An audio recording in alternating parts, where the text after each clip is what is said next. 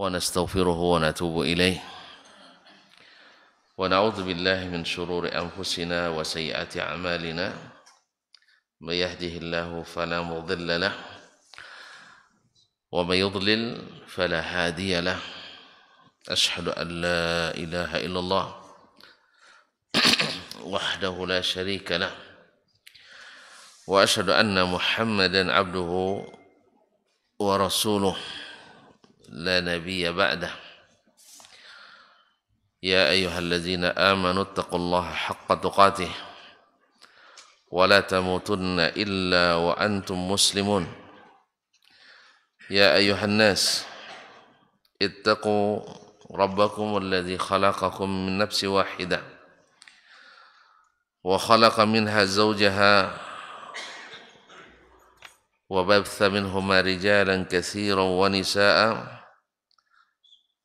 واتقوا الله الذي تساءلون به والأرحام إن الله كان عليكم رقيبا يا أيها الذين آمنوا اتقوا الله وقولوا قولا سديدا يصلح لكم أعمالكم ويغفر لكم ذنوبكم ومن يطع الله ورسوله فقد فاز فوزا عظيما أما بعد فإن أصدق الحديث كتاب الله وخير الحدي حدي محمد صلى الله عليه وسلم وشر الأمور محدثاتها وكل محدثة بدعة وكل بدعة ضلالة.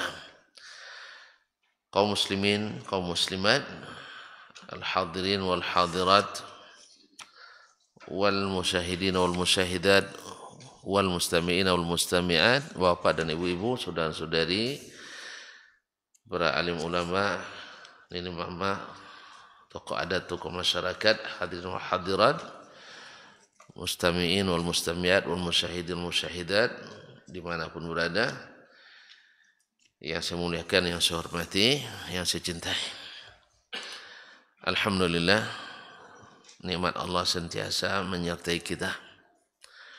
Subuh ini Allah izinkan kembali kita bersama di sini. Mudah-mudahan kebersamaan yang dipenuhi rahmat dan dilimpahkan berkat, dan di saat kita berpisah mudah-mudahan kita semua Allah ampuni dosa-dosanya. Oleh itu mari kita bersyukur karena kita terpilih di antara sekian banyak yang belum merasakan nikmat seperti ini. Semoga mereka di suatu saat nanti Allah karuniakan pula nikmat-nikmat berada di waktu subuh di rumah-rumah Allah, dan dilanjutkan dengan kajian-kajian atau pujian-pujian kepada Allah Tabaraka wa Ta'ala. Salawat dan salam kepada baginda Nabi alaihi salatu wassalam yang mengajarkan kepada kita untuk sentiasa istiqamah di atas jalannya, dan salah satu jalan ke situ adalah senantiasa berada di majlis-majlis yang mengingatkan kita, majlis-majlis ilmu, majlis-majlis zikir, majlis-majlis ketaatan, dan seterusnya. Semoga majlis ini menjadi saksi bagi kita nanti bahwa kita ingin menjadi pengikut setia Nabi alaihi salatu wassalam. Bapak dan Ibu kaum muslimin dan muslimat, sesuai janji kita, pembahasan masih berlanjut tentang masalah dua pendapat yang bersilang sengketa antara pendapat jumhur para sahabat ya dengan sebagian dari sahabat, yaitu Abdullah bin Abbas dan Abdullah bin Umar radhiyallahu anhum ajma'in. Abdullah bin Umar thabit daripadanya bahwa dia rujuk ke pendapat jumhur, yaitu riba itu juga terdapat pada al-fadl, yaitu riba dengan melebihkan salah satu dari barang yang sejenis, walaupun yadan biyad, yaitu walaupun cash. Sedangkan Abdullah bin Abbas yang mengatakan asal cash walaupun berlebih salah satu jenisnya, maka tidak mengapa. Dalam hal ini sebagian meriwayatkan Abdullah bin Abbas sudah mencabut kembali pendapatnya. Tapi di pihak lain ada yang mengatakan itu tidak sabit dari beliau. Tetap beliau berpendapat innamar riba fin nasi'ah. Riba itu hanya pada nasi'ah. Nasi'ah itu sesuatu yang bukan kontan atau sesuatu yang bukan cash. Artinya walaupun barang sejenis ditukar dengan barang sejenis dari sesuatu yang masuk spesifikasi riba, emas, perak, apa lagi? Makanan, gandum ada bur, ada hintah. Nah, maka milh termasuk garam ya, termasuk beras dan seterusnya. Maka barang ini selama dibayar kontan walaupun dilebihkan antara satu jenis dengan antara satu yang sejenis dengan yang lain karena mutu barangkali kualitas yang berbeda, maka menurut pendapat Abdullah bin Abbas itu dibolehkan. Dan hadis dalam masalah ini yang mendukung riwayat Ibnu Abbas sendiri, kemudian riwayat Usamah ibn Zaid radhiyallahu taala anhum ajma'in. Nah, bagaimana Imam Asy-Syafi'i rahimahullah taala? Karena dua kelompok hadis, bukan dua hadis ya, dua kelompok hadis yang zahirnya ta'arud, zahirnya bertentangan. Dan ingat kaum muslimin dan muslimat dirahmati Allah, seperti kata Imam Asy-Syafi'i dan lainnya, at-ta'arud di sini yaitu berpulang kepada pandangan para ahli ijtihad. Maksudnya para ulama. Bukan pada hakikatnya. Karena pada hakikatnya Allah menafikan terjadi pertentangan dengan apa yang Dia syariatkan dan turunkan. Karena tidak mungkin Allah menurunkan sesuatu yang bertentangan. Nah, walau kana min indi ghairillah lawajadu fihi ikhtilafan katsiran. Tapi dari sisi cara pandang para ulama mujtahid dalam menilai hadis-hadis tersebut. Misalnya hadis ini, kalau kita lihat nanti bisa saja seperti yang ditafsirkan oleh Imam Asy-Syafi'i rahimahullah. Kita berbaik sangka dengan ulama-ulama yang meriwayatkannya tadi, apalagi sahabatnya Nabi alaihi salatu wassalam. Maka beliau berkata, "Na'am. Fa akhadha bihadza," yani setelah beliau meriwayatkan hadis dari Usamah bin Zaid anna Nabiy sallallahu alaihi wasallam qala, wa Nabi sallallahu alaihi wasallam bersabda, "Innamar riba fin nasi'ah." Riba itu hanya berlaku pada jual beli yang tidak kontan, jual beli yang tidak cash. Tapi kalau cash walaupun berlebih tidak berlaku riba. Ini mafhum daripada hadis Usamah dan hadis Abdullah bin Abbas radhiyallahu anhuma. Qala, berkata Imam Asy-Syafi'i rahimahullah, fa akhadha bihadza Ibnu Abbas. Ini yang dipegang oleh Ibnu Abbas. Ibnu Abbas ulama di antara ulama para sahabat. Itu tahu sendiri bagaimana kapasitasnya, integritasnya. Umar bin Khattab mensejajarkannya dengan ulama-ulama senior di masanya. Ketika Umar membentuk Dewan Penasihat Khalifah, itu rata-rata yang minas sabiqin al-awwalin, anggotanya orang-orang yang senior, yang dahulu masuk Islam. Di antaranya adalah asyaratul mubasysyirina bil jannah. Dan kemudian ashabul aqabatain yang ikut di bai'atul aqabah, yang awal-awal masuk Islam dari Ansar, ini yang awal-awal perintis, di Muhajirin yang awal-awal beriman pada Nabi alaihi salatu wassalam. Tapi masuk terselip anak kecil di dalamnya. Ya. Ya, di antara ada umur 60, 50, tiba-tiba terselip umur 18 di situ. Kan dianggap anak. Nah, tentu macam tidak mau gitu. Nah, anak kecil dia. Karena umur sebagiannya 2 kali lipat umurnya, ada yang hampir 3 kali. Kalau 60 kan 3 kali lipat umurnya. Kalau kita tuh Alun Bas Sarawang dulu adalah dakwahnya kan misalnya kan. Begitulah lebih kurang. Jadi pandangannya alun ang Sarawak ambola berdakwah gitu. Kan itu mencoba-coba. Jadi kaum muslimin dan muslimat tentu pandangannya ke bawah tentu ini. Dan itu ada sebagai manusia normal. Para sahabat itu merasakan itu. Artinya bisik-bisik kedengaran lah gitu. Ini bisik-bisik kedengaran. Hawa yang senior-senior duduk pula dengan anak muda ini. Macam mana pula Amirul Mukminin ini? Lalu Amirul Mukminin yang tidak menjawabnya dengan berdebat, debat tidak ada gunanya. Akhirnya diujilah secara tidak langsung juga.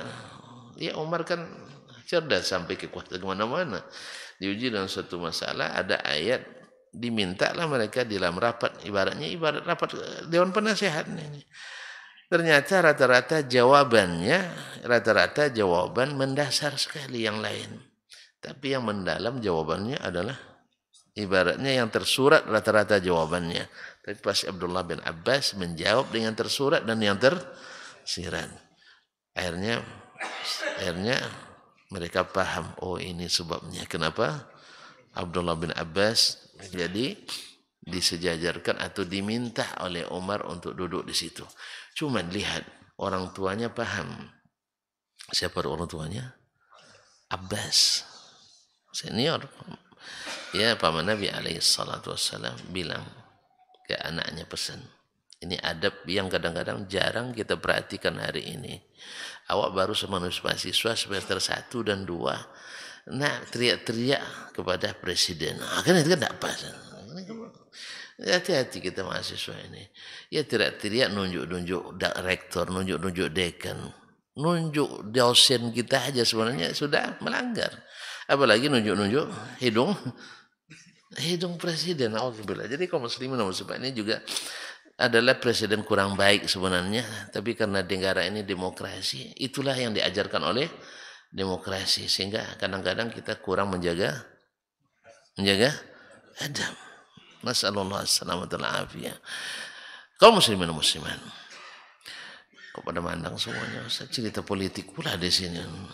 Nah, kaum muslimin dan muslimat dirahmati Allah, saya tahu kenapa sebabnya dan satu pula bagaimana yang lebih baik insyaallah. Tapi tidak apalah. Kita tidak membahas ini. Kita sedang dengan Abdullah bin Abbas. Kalau jangan sampai ada yang pula yang tersungging nanti. Nah, ini nyindir kita Ustaz jadi mahasiswa. Kaum muslimin dan muslimat. Apa kata orang tuanya? Ya bunayya, inni ara amiral mu'minina Umar yuqarribuka ila nafsi. Wahai anakku, saya melihat Amirul Mukminin suka engkau dekat kepadanya. Jadi bukan dia mendekat, Amirul Mukminin yang mendekatkan dia kepadanya. Tidak pernah Abdullah bin Abbas mengajukan formulir, ya, ajukan formulir untuk ikut tim tidak ada cerita. Atau pakai tim ses pula kan, tolong dukung ya, nanti kasih voting untuk supaya saya diangkat jadi dewan penasehat. Tidak ada. Sebab memang tidak ada mereka di zaman saya itu, subhanallah. Ma'asyiral kiram yang dirahmati Allah. Oleh sebab itu, fahfaz minni thalathan. Tolong jaga 3 hal. Ini ingat, siapapun kita yang masih junior, barangkali perlu jadi perhatian kita di sini. 1. La tubadirhu bil kalam. Jangan sekali-kali engkau yang pertama berbicara. Hatta yatluba minka, sampai dia sendiri yang minta kamu berbicara. Apa sebab? Pak, dia junior. Orang-orang tua ini pantang didahului, Pak. Walaupun nanti kita yang anulir pendapatnya. Tapi kalau kita mendahului, pasti debatnya nanti itu. Makanya adab ini harus dijaga. Yaitu silahkan mereka dulu yang berbicara. Dan ini adab yang Nabi SAW sunnahkan. Ketika datang 3 orang bersaudara. Dan banyak lagi. yang apa namanya banyak lagi hadis-hadis kisah yang lain, tapi ini 3 ilmu hayyisah. Lalu tiba-tiba berbicara yang paling muda.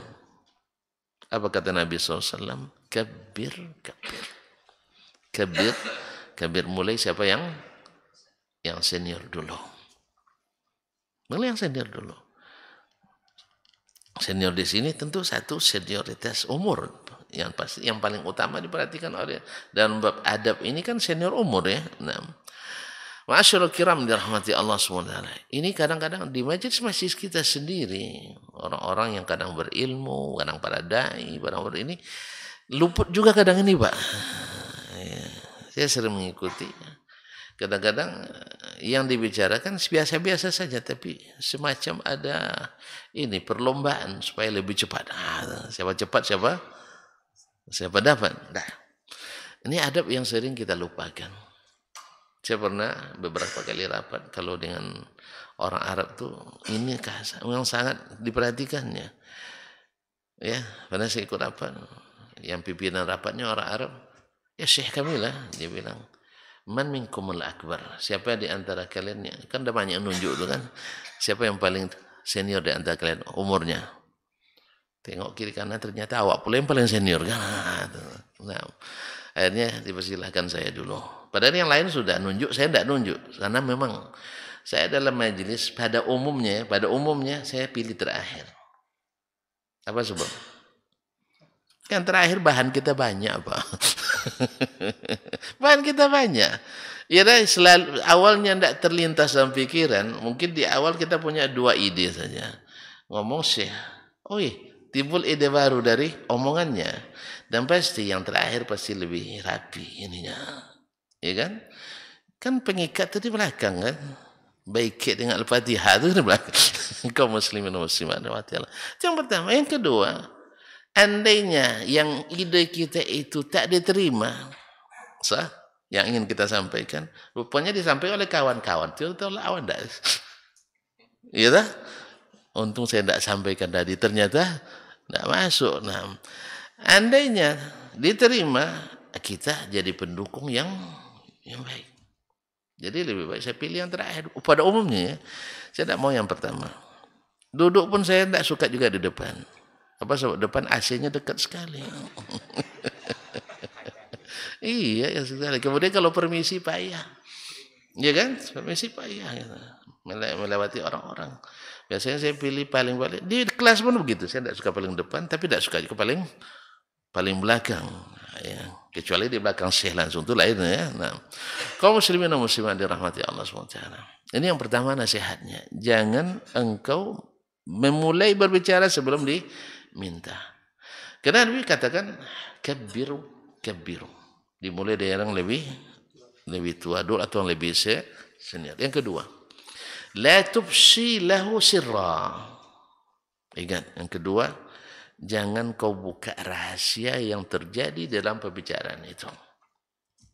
Karena ada hal-hal yang tak boleh dipublish, bukan pengkhianatan. Karena ini yang namanya politik negara, politik pemerintah, politik pemimpin, kita tidak tercerna oleh yang di bawah. Betul kan? Nabi ketika berunding dengan orang-orang Quraisy misalnya, zahirnya merugikan. Kalau dibawa ke forum umum, ini Nabi tidak pandai. Nabi dibilang tidak pandai orang nanti. Sebab apa? Seluruh klausulnya merugikan. Seluruh klausulnya merugi dan berat. Bila ada orang Islam baru masuk Islam dari Mekah, pergi ke Nabi SAW, Nabi wajib menolaknya. Harus dikembalikan orang Quraisy.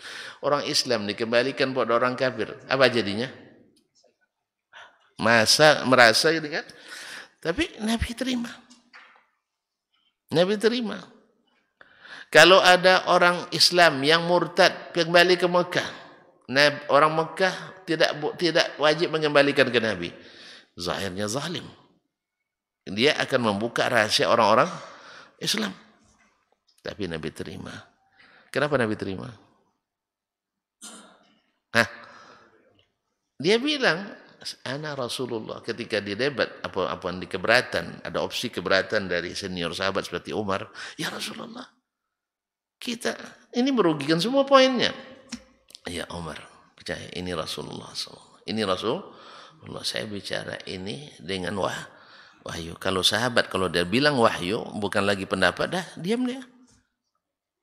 Ya kalau sudah wahyu yang bicara, diam. Kalau kita kalau sudah wahyu bicara, seolah-olah yang berbicara Pak Wahyu gitu. Masih didebat lagi, Ini yang masalah kaum muslimin muslimat. Itu yang kedua. Jangan buka rahasianya. Sebab kalau konsumsi khusus diberikan kepada umum, takut tak termakan. Takut tak termakan. Kelasnya beda. Makanan onggang kasih sama pipit. Ya tak? Apa kejadiannya? Ya kira mati.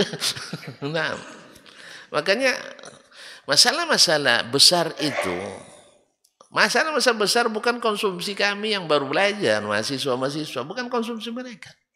Maka tolong kepada petinggi jangan diperalat anak-anak kita, mereka untuk belajar bukan untuk menghajar. Ini banyak kecenderungan untuk menjadikan mahasiswa alat menghajar lawan. Nasallallahu selamat alafiyah. Yang namanya kami yang kelaparan kadang kasih nasi bungkus kan suka sekali itu kan. Allah musta'an. Walaupun tidak semua gara-gara itu, ada yang memang idealitanya memang dengan berbagai alasan yang sebenarnya kalau dilihat dari si logika masuk sebenarnya. Tapi ada adab-adab yang harus kita perhatikan. Adab lebih tinggi daripada realita yang harus kita jalankan. Yes ya? Jelas nak? Jadi jangan manfaatkan kami nanti. Nah, sudah yang kedua. Yang ketiga apa? Hah? Yang ketiga belum ya? Apa yang ketiga? Lupa saya jadinya, Pak. Ulang lagi. Yang pertama, jangan memulai berbicara sebelum diminta. Ini pasti diminta nanti. Yang kedua, jangan buka rahasia. Yang ketiga, ada yang tahu? Ada yang tahu? Tidak ada ya. Berarti tidak ada sarapan paginya. Baik. Yang ketiga, la taghtab indahu ahada. Jangan sekali-kali kamu menyebut-nyebut orang di depannya. Paham, Pak? Bukan menyebut-nyebut. Kalau nyebut Ustaz Dasman itu mantap. Itu enggak apa-apa tuh. Tapi menggibah orang di depannya. Tahu enggak beda ghibah dengan menyebut informasi? Tahu enggak? Kalau menyebut misalnya pikiran seperti ini berbahaya atau golongan ini, kelompok ini bahaya, itu bukan ghibah. Ini demi kemaslahatan negara. Ghibah itu tidak ada maslahatnya sama sekali kecuali bukan masalah yang berkaitan dengan kebijakan. Nah, oleh itu kaum muslimin dan muslimat dirahmati Allah SWT, itulah sebabnya kenapa sebagian besar ulama ahli sunnah tidak mau dekat-dekat dengan penguasa. Maksud dekat di sini tidak mau dekat, pokoknya sering ke istana. Apa sebab? Bahaya di situ, Pak. Kan kisah kemarin masih ingat. Oh enggak, bukan di sini. Rugi Bapak tidak mengikuti pelajaran Adab Syafi'i. Adab Imam Syafi'i rahimahullah. Nanti tidak jadi pelajaran kita. Cukup itu. Jadi tiga ini tolong perhatikan. Nah, ini Abdullah bin Abbas. Jadi bukan orang sembarangan yang berpendapat bahwa riba tidak terjadi kecuali kalau dinasiahkan. Artinya tidak kontan. Ini pendapatnya. Maka Imam Syafi'i mengatakan, faqala liqa'il hadzal hadits mukhalifun hadits qablah. Kalau begitu ya Abu Abdullah, ya Imam Syafi'i, hadis ini bertentangan kah dengan hadis-hadis sebelumnya? Hadis-hadis tentang riba fadl. Qultu, saya jawab, qad yahtamilu khilafaha wa muwafaqataha. Bisa berbeda, bisa tidak sesuai.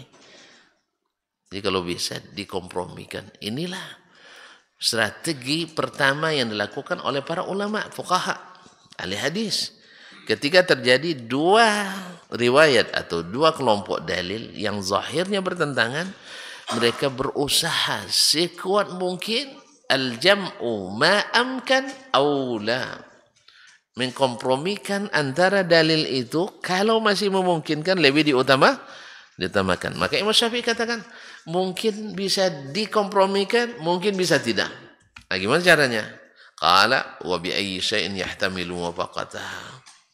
Bagaimana caranya kok bisa kedua kelompok dalil ini bisa dikompromikan? Yang satu mengatakan riba tidak ada pada al-fadl, berarti menafikan riba kecuali riba nasi'ah. Yang satu mengatakan ada riba pada al-fadl, yaitu melebihkan dua komoditi riba yang sama jenisnya. Emas dengan emas, ini 1,5 gram dijual dengan 1 gram, sekian misalnya. Ada lebihnya. Ini boleh apa tidak? Dengan alasan bahwa emas yang kita miliki sudah lama. Sedangkan emas ini emas baru. Padahal emas itu lama dengan baru sama. Kan ditimbang juga kan? Kecuali memang berkurang dia. Kecuali memang berkurang. Makanya dalam bab ini, kalau merujuk pendapat Ibnu Abbas, boleh dilebihkan selama masih kontan. Tapi kalau tidak, baru riba. Tapi menurut jumhur, kebanyakan ulama di kalangan sahabat dan setelahnya,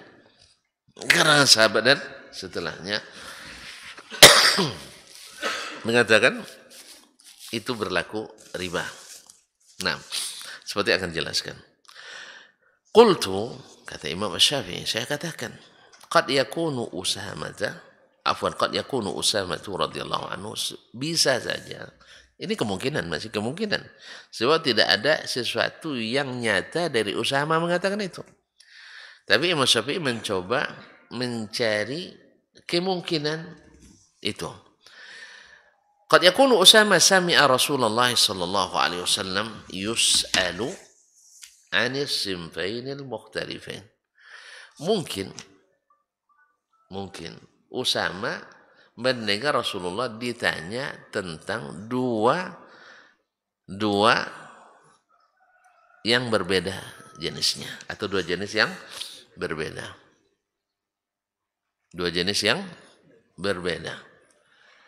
Misal zahab bil wariq, antara menjual emas dibayar dengan perak.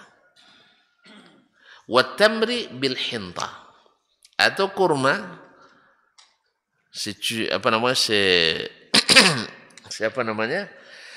sesak kurma, atau satu takaran tuh, satu takaran kurma dengan, katakanlah gantang ya lebih banyak, atau seliter kurma dengan seliter gandum. Au makhtalafa jinsu mutafadilan, atau berbeda jenisnya yang jumlah timbangan dan takarannya tidak sama, ya dan biyad, yang dibeli kontan dan secara cash. Jadi kemungkinan pertama, Usamah mendengar Nabi ditanya tentang hukum. Ya Rasulullah, bagaimana kalau saya beli emas dengan perak, lalu saya lebihkan peraknya dari emas, karena orang lebih suka beli emas daripada beli perak. Saya lebihkan perak sedikit. Misalnya 1 gram emas senilai 2,5 gram perak misalnya, lalu saya kasih 3 gram perak. Mungkin ini pertanyaannya. Wat tamri bil hinta, atau kurma dengan gandum, berbeda pula takarannya. Dilebihkan kurmanya 3 butir misalnya, ya dah penuh soalnya, tapi dilebihkan lagi. Au makhtalafa jinsuhu, atau sesuatu yang berbeda jenisnya. Misalnya tidak masuk jenis riba, salah satunya masuklah satu jenis riba. Misalnya beras dengan dengan matwa. Matwa masuk riba? Enggak kan? Oh, dengan jagung. Jagung bisa aja riba karena di sebagian daerah jadi makanan pokok. Nah, jagung mungkin masuk. Apalah buah ukam lah, tahu ukam? Enggak tahu ya. Ukam tuh anggurnya orang kampung. Enggak tahu bapaknya. Hah? Bukan rambe, ukam. Nanti bawa beliau ke masih ada. Ke taman kota masih ada enggak ya? Ukam. Bentuknya persis seperti anggur. Dan batangnya berduri. Anggur berduri juga? Enggak kan? Akar kan? Tapi mana yang enggak tahu nanti beliau tahu. Nah, bisa-bisa jadi bisnis juga nih, bisnis ukam. Cuma rasanya kelat. Nah, rasanya kelat. Nah, enggak tahu kalau kecil-kecilan tahu lah. Yang jelas jenisnya berbeda. Salah satu jenis yang masuk spesifikasi riba, ya, kurma, gandum, hinto dan bur, kemudian al-aqid, kemudian zabib. Kalau masuk kepada jenis ini, lalu dijukar dengan yang tidak masuk jenis riba, sampuyene, tak tahu juga. Apa lagi ya? Kemunting, tahu? Alah, dijual itu dengan yang ini. Lalu ditanya ke Nabi, boleh tidak dilebihkan? Mungkin itu pertanyaan yang didengar oleh Usama ke Rasulullah sallallahu alaihi wasallam. Masalahnya kan tidak disebutkan bagaimana bunyi bertanya, maka kemungkinan itu ada. Kemungkinan itu ada supaya kita tidak meninggalkan hadis ini. Nah, lalu Nabi menjawab, innamar riba fin nasi'ah. Riba itu kalau dibayar tidak tunai. Jelas Pak? Saya berikan emas dan perak, lalu saya lebihkan dengan alasan lambat dibayar. Maka Nabi jawab, innamar riba fin nasi'ah. Enggak, kalau begini, yang riba itu adalah kalau dilambatkan bayarnya, tidak akan kena kontan. Saya berikan sesak korma dengan 3 sok kemuting. Saya cari dulu, misalnya. Nah, ya. Lalu kata Nabi, kalau dilambatkan bayarnya jadi riba. Artinya kalau saya kontan 2 kali, kalau tidak kontan jadi 3 kali. Ini hutang yang ditambah karena ada perlambatan waktu. Itu kata Nabi alaihi salatu. Tapi kan ini kemungkinan tafsiran sifatnya. Ini sifatnya tafsiran. Atau takunul mas'alatu sabaqathu bihadza wa adrakal jawab. Atau kemungkinan lain, pertanyaannya itu, tapi waktu orang bertanya dia tidak hadir. Ketika hadir tiba-tiba jawabannya saja. Misalnya kan ada kita sedang belajar, kadang pergi permisi keluar dengan suatu sebab, pas masuk tiba-tiba pelajaran innama riba bin nasi'ah. Itu yang saya hafalkan. Kita tidak tahu tadi kronologis lahirnya hadis ini. Bisa saja kondisinya seperti itu, kata Imam Asy-Syafi'i rahmatullahi alaihi. Farawal jawab walam yahfadzil mas'alah. Yang dia riwayatkan adalah jawabannya. Kaum muslimin dan muslimat, maka di sini penting menafsirkan hadis dengan sababun nuzul. Maka lahir lagi ilmu baru dalam ilmu hadis, namanya ilmu asbab an-nuzul. Sebab tidak sedikit hadis dibantu menjelaskannya dengan sebab nuzulnya. Sebab kalau tidak nanti akan terjadi misinterpretasi. Apa contohnya? Nah, Nabi alaihi salatu wassalam ya pernah melihat seseorang di rumahnya ada alat baja. Sampai dia bilang, la yuflihu qaumun fihim alatul harth. Tapi di sisi lain Nabi menyuruh kita bercocok tanam. Jelas ya? Nah, gimana ulama menafsirkan sebab nuzulnya atau sebab urutnya? Orang yang bertani ini sering lalai karena pertaniannya. Lalai karena pertaniannya. Maka dikatakan yang seperti ini tidak beruntung. Sama juga dengan hadis misalnya. Seburuk-buruk tempat itu adalah pasar. Seburuk-buruk tempat itu adalah pasar. Padahal orang kaya rata-rata orang pasar. Orang-orang dermawan rata-rata orang pasar. Kalau tidak ke pasar macam mana tidak dermawan? Hah? Abdurrahman bin Auf dari mana dapat duitnya? Ya di pasar. Orang yang tidak tahu kronologi hadis ini, dia bilang, ini hadis membuat umat Islam terbelakang. Secara ekonomi, tidak. Umat Islam tidak terbelakang ekonomi. Mereka tidak pandai menggunakan ekonominya. Apa sebab? Karena mengekor terus kepada orang lain. Yang namanya ekor tak pernah di depan. Ada ekor di depan? Tidak. Kita nak coba tahun sampai 97 kan 96 kita sudah dapat gelar apa waktu itu macan. Dah mulai nak jadi macan. Baru nak jadi macan. Belum, kalau biasa kampung saya baru nak jadi imobulu. Belum lagi macan beneran gitu. Belum lagi jadi leopard, belum jadi singa. Nak coba nak sedikit maju dikit jalannya kan. Pesawat dah mulai kita produk kan N50 ya, sebagainya dah mulai. Diamputasi orang. Ada ahli amputasi nama Jiok. Baru aja tonton dah lupa kamu sini. Jiok Soros. Dipukulinnya sampai babak belur. Efeknya karena kita macannya, tentu yang lain-lain kena. Yang paling parah kena pukul siapa? Yang paling karah kena pukul tentu yang dianggap macannya. Yang paling dianggap berbahaya. Ya tak? Yang dianggap paling berbahaya. Ala kulli hal. Kita bukan karena banyak, cuman salah urus saja. Apa sebab? Apa sebab? Ini kamu punya ini.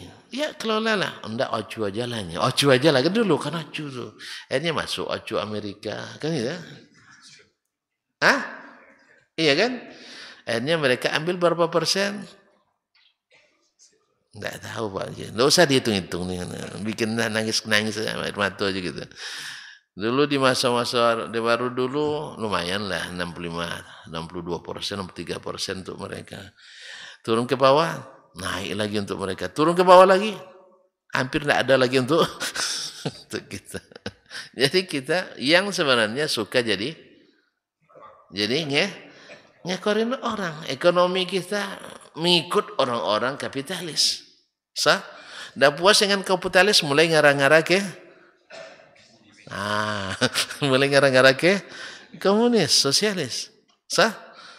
Akhirnya selama masih ekor tak akan pernah kan di depan. Jangan kepala dulu, kepala nantilah. Iya, tidak akan pernah berada di depan. Kalau sempat ekor tumbuh di depan, pasti manggil dokter spesialis amputasi. Ya, jelas. Ini lain mandang nampak. Jadi juga 2024 maju nampaknya. Kaum muslimin dan muslimat dirahmati Allah. Banyak berdoa. Banyak kembali pada Allah SWT. Obatnya itu aja. Kita masalahnya tidak mau kembali kepadanya. Tapi Ustaz tidak mau ikut mencalik pula. Ya kan bagus juga Ustaz. Kan ngerti rupanya. Tidak, kalau Ustaz mencalik tidak ada yang ngaji begini nanti. Tinggal sendiri lagi. Tidak. Biarlah kita mendukung orang yang ingin menjadi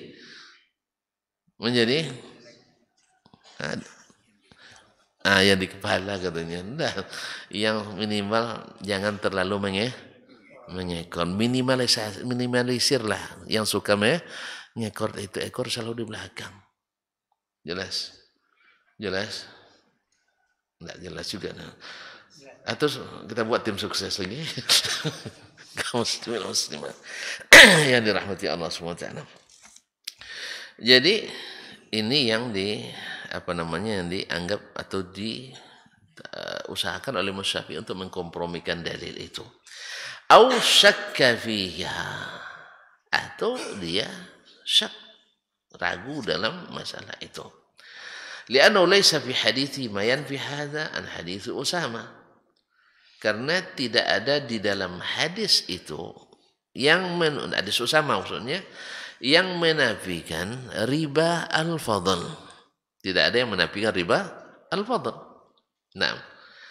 Fahtamala muwafaqataha lihaza. Oleh sebab itu ada kemungkinan antara hadis Usama dengan hadis Aisyah bisa disatukan. Artinya sebenarnya riba fadl itu ada. Tapi karena ini diriwayatkan oleh Usama, dia tidak tahu pertanyaan sebelumnya. Atau dia sedang tidak ada di pertanyaan itu ketika diajukan, lalu datang jawabannya. Padahal bukan untuk menafikan riba fadl, tapi menjawab suatu kasus yang sifatnya spesifik. Itu menurut Imam Asy-Syafi'i rahimahullah ta'ala. Tapi masih bersifat kemungkinan.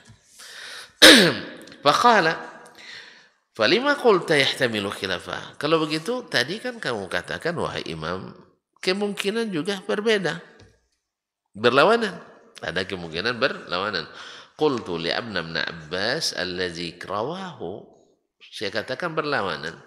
Kalau Usama boleh dikatakan itu tafsirnya tadi. Tapi masalahnya datang karena Ibnu Abbas yang juga meriwayatkannya wa kana yazhabu fihi ghairu hadzal mazhab.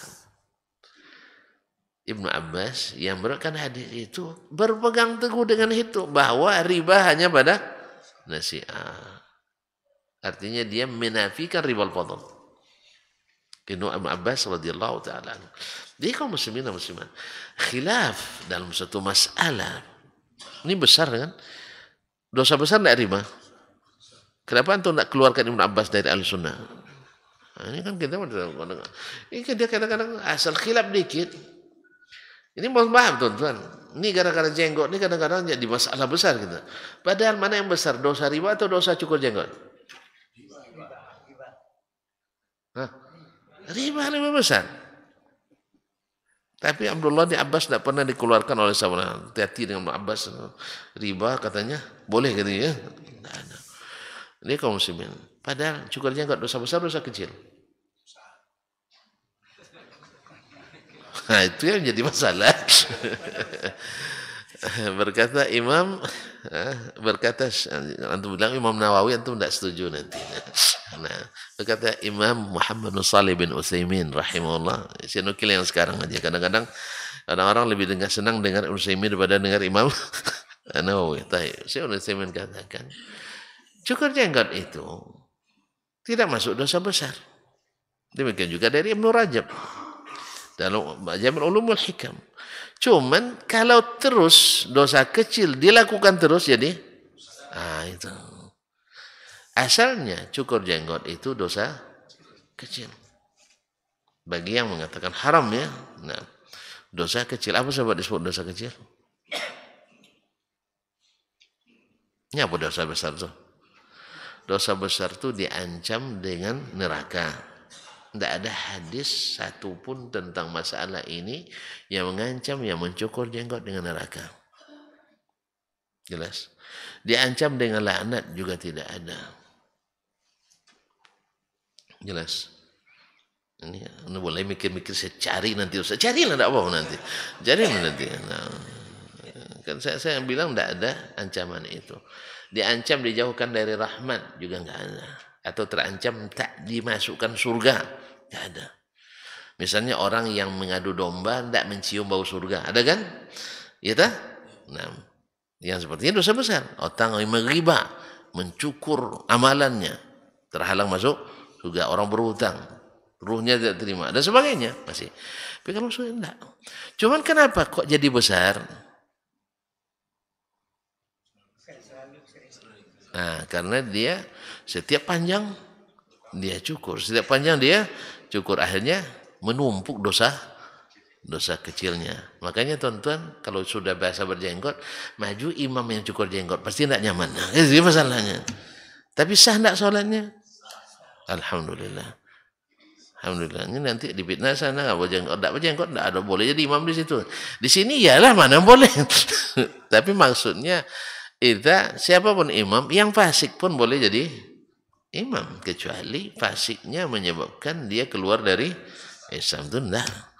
Nah, kalau sempat misalnya Khomeini yang jadi imam, saya enggak ada sholat saya di belakang. Apa sebab? Dia mengkafirkan sahabat. Ya, mengkafirkan sahabat. Tapi kalau untuk tanya betul enggak? Oh, enggak mungkin lah sahabat masa dikafirkan. Tapi dalam kitabnya ada. Nah, Allah musta'an. Jadi kaum muslimin dan muslimat dirahmati Allah. Kita kan dengan gaya kadang sering tertipu. Karena memang mereka pintar gaya tipu-tipu.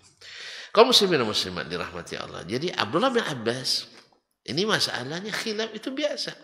Sebab mereka tidak ada satupun ulama yang sengaja berbuat salah. Tidak ada. Makanya kita harus berbaik sangka pada mereka. Rahmatullah ala jami'. Faqala afwan. Lianna Ibn Abbas alladhi rawahu kana yazhabu ghaira hadzal mazhab. Kan Ibn Abbas mazhabnya beda dengan mazhab jumhur. Fa yaqul la riba fi bai'in yadan biyad. Tidak ada riba selama cash. Tidak dihitung riba selama kontan. Nah, innamar riba fi nasi'ah. Riba itu hanya berlaku bila ditangguhkan. Jual beli yang ada penangguhan.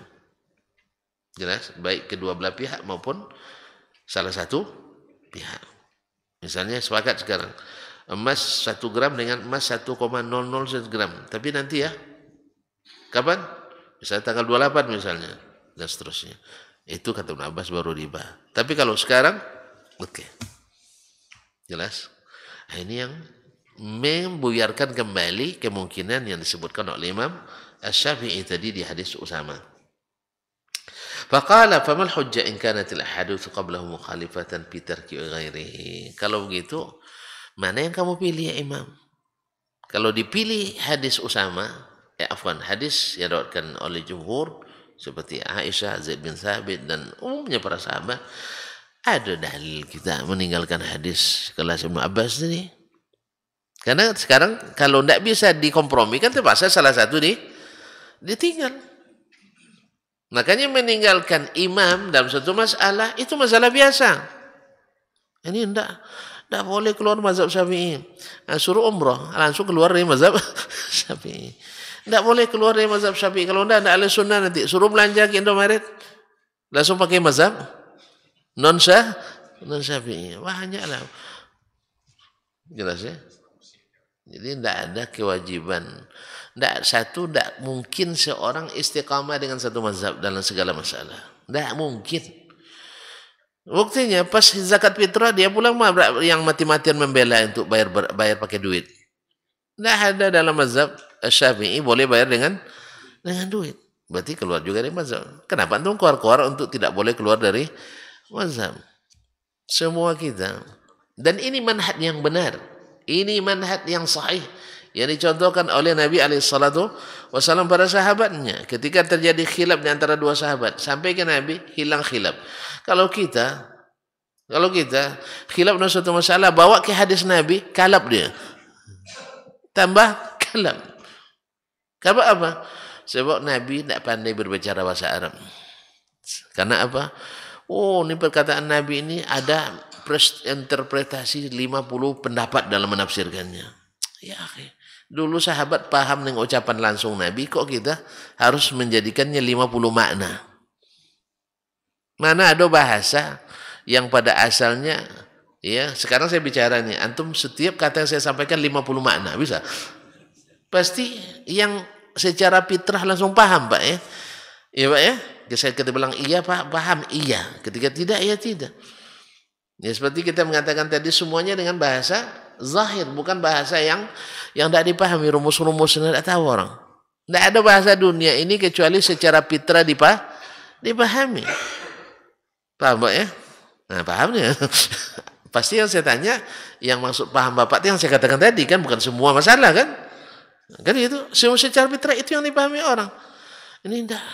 Akhirnya dengan datangnya Al-Quran dan hadis bukan menjadi penyejuk, bukan menjadi pengikat, tapi justru membuat semakin berserakan kita. Oh enggak, kalimat itu banyak tafsir dalam bahasa Arab itu. Orang tahu banyak tafsirnya, tapi yang dimaksud di sini adalah Ini yang maksud di sini adalah ini redaksi yang menentukan. Jelas? Itu semua bahasa. Kalau bukan karena waktu, saya buat contoh dalam bahasa Ocu nanti. Dalam bahasa Ocu pun ada. Ya, ketika kalimat ini, kata ini gunakan dalam uslub ini maknanya. Di sini ini pula maknanya. Orang paham, tidak mungkin pergi ke makna yang lain. Tapi menjadi akhirnya dengan Allah musta'an. Baik, kembali ke sini. Jadi jangan kalau nanti kita tidak semazhab, Bapak jangan coret nama saya ya. Nah, jangan coret. Biasa. Nah. Kaum muslimin dan muslimat dirahmati Allah Subhanahu wa taala. Kita kan, faqultu law kullu wahidin mimman rawa khilafa Usama. Semua orang yang meriwayatkan hadis ya beda dengan hadis riwayat Usama bin Zaid tadi. Wa illam yakun ashhara bil hifdz al hadits min Usama. Sekalipun misalnya tidak lebih masyhur dikenal dengan hafalannya dari Usama, falaysa bihi taqsirun an hifdzi, setidaknya tidak kurang dari Usama. Maksudnya para perawi dari Usama maksudnya. Wa Utsman bin Affan wa Ubadah bin Samit, Ubadah ibn Samit al-Ansari, ashaddu taqadduman bis sinni was suhbati min Usama, lebih dulu bersahabat dengan Nabi dan lebih senior umurnya dari dari Usama ibn Zaid yang meriwayatkan hadis Ibn Abbas tadi. Wa Abu Hurairah asannu, Abu Hurairah lebih tua. Taib. Wa ahfadhu man rawal haditha fi dahrihi, dan orang yang paling hafal hadis di masanya. Mulai membandingkan lagi nih. Mana yang lebih hebat, Usama dari Abu Hurairah dan mereka hadis? Ini tuh bahasa dibanding-bandingin lagi. Tapi dibandingkan yang sebanding. Jangan tonton bandingkan Dasman dengan Abu Hurairah, tidak masuk. Ini itulah kadang-kadang tidak jujur kita. Ketika Imam Syafi'i memfatwakan begini, lalu dibandingkan Imam Dasman. Ya, imam pula awak katanya. Imam Dasman dalam suatu masalah, iyalah. Baru mendengar aja orang sudah tidak ngerti Dasman. Imam Syafi'i tidak dilawan.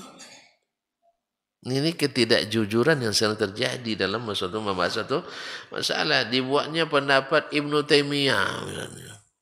Padahal Taimiyah lah imam kan. Tapi dibandingkannya dengan Imam Ahmad bin Hanbal, imam misalnya dalam suatu masalah, tentu orang mencemooh Ibnu Taimiyah. Padahal di situ ada Ishaq yang sezawat dengan Imam Ahmad. Bersama Taimiyah misalnya ada Sufyan bin Uyainah, gurunya Imam Ahmad. Bersamanya ada Asy-Syafi'i. Tapi kalau Syafi'i nanti keluar pula di mazhab Syafi'i katanya, kan tidak dikeluarkan kartu Syafi'i di situ. Allah musta'an. Jadi buat perbandingan antara Usama dengan Zaid bin Thabit, dengan Ubadah ibn Samit, apalagi dengan Abu Hurairah yang meriwayatkan, apa yang diriwayatkannya? Bahwa ribal fadl diharamkan. Tidak seperti yang di dalam riwayat Usama yang sebenarnya masih bisa dikompromikan. Seperti yang katakan Imam Syafi'i. Cuman masalahnya Ibnu Abbas yang daripadanya diriwayatkan hadis ini oleh Usama, berpendapat memegang hadis itu. Berarti hilang kemungkinan itu lagi. Nah. Walamma kana hadithu itsnaini aula fi dhahib al-hifz.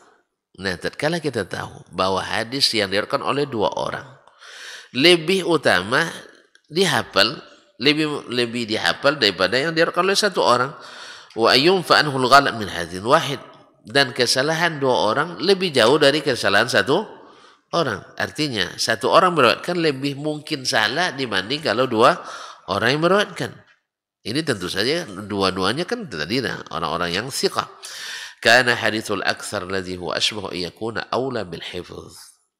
Maka hadis yang diriwayatkan orang lebih banyak, mayoritas, lebih dekat kepada terjaga dihafal min hadis man huwa ahdatsu minhu, dari hadis orang yang lebih lebih mudah daripadanya.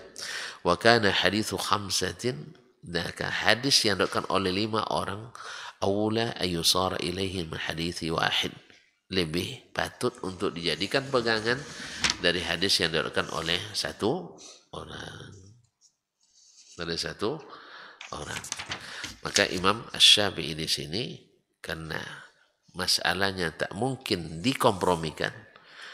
Ya kalau tadi kalau saudara Usama bisa dia jawab, tapi karena Ibnu Abbas payah menjawab, karena dia yang berfatwa dengan masalah itu, berarti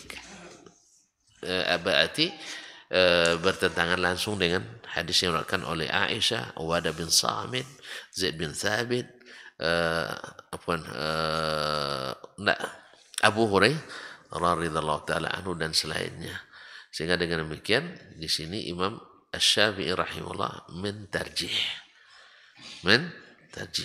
antara hadis yang berlawanan.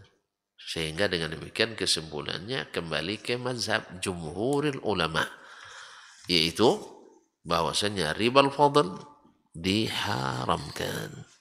Dan kata para ulama ini hampir ijma, kalau bukan karena pendapat Ibnu Abbas. Bahkan Abdullah bin Abbas radhiyallahu taala anhu diriwayatkan daripadanya dia rujuk, tetapi yang lain mengatakan tidak. Tapi kalau Abdullah bin Umar sabit dia rujuk. Wallahu taala alam. Nah, jadi kalau demikian Abbas al-sunnah apa enggak? Ya, kalau antum tafsirkan sendiri bahaya, dia menghalalkan riba. Enggak. Nah, dia tidak menghalalkan, tapi itu riwayat yang sampai kepadanya. Wallahu a'lam. Anggap dia ijtihad, berbeda dengan ijtihad mayoritas. Tentu yang barangkali, kan pakai barangkali lagi, Abdullah bin Abbas silap menghafalkannya dari Nabi SAW. Mudah-mudahan. Jelas Pak? Siapa antum kok berani bilang Ibnu Abbas silap? Nah, itu kan berarti saya yang silap. Saya yang silap karena mengatakan Ibnu Abbas silap. Imam Syafi'i aja tidak berani bilang, antum masa berani? Tapi dalam munasabah lain ada kalanya boleh berani. Ya. Allah sebab itu walhamdulillah tetap Ibnu Abbas di mata kita adalah sebaik-baik ahli tafsir, sebaik ahli fikih. Karena didoakan oleh Nabi SAW. Salah dia dalam 1-2 masalah dari ribuan masalah yang dia bahas, itu biasa. Kan sudah saya katakan, ada soal 100, antum jawab 97 benar. Masa 3 salah, yang 3 aja nampak semua Pak. Kalau itu tidak usah jadi dosen, tidak usah jadi guru, tidak usah jadi apa, jangan jadi penilai. Kalau tidak pandai menilai, jangan jadi penilai. 100 soalnya 97 benar. Tinggal 3 yang tak terjawab. Itu pun setengah-setengah nilainya. Dianggapnya enggak. Dianggap enggak lulus. Itu kan masalah. Kaum muslimin muslimat rahmati Allah. Kecuali masalah yang tidak ada ijtihad di dalamnya. Dipaksakan juga ijtihad itu masalah. Atau menyimpang jalannya. Pokoknya menolak hadis dan sebagainya. Berubah manhaj. Iya. Tapi kalau berubah satu masalah, ijtihad satu masalah. Dulu mohon maaf kaum muslimin, ini waktu dah habis Pak ya, mohon fokus sedikit. Dulu Masya Allah di Masjidil Haram, Masjid Nabawi itu, karena memang ini, tapi tidak usahlah nanti jadi fitnah boga bagi yang, sebab perlu penjelasan panjang ini, karena kronologinya panjang, ya nanti jadi fitnah bagi yang lain, saya tidak usah sebutkan. Kalau Bapak mau nanti pas sarapan aja saya kasih tahu nanti. Apa ini maksudnya? Subhanakallah bihamdik, asyhadu an la ilaha illa anta astaghfiruka wa atubu ilaik. Wassalamualaikum warahmatullahi wabarakatuh.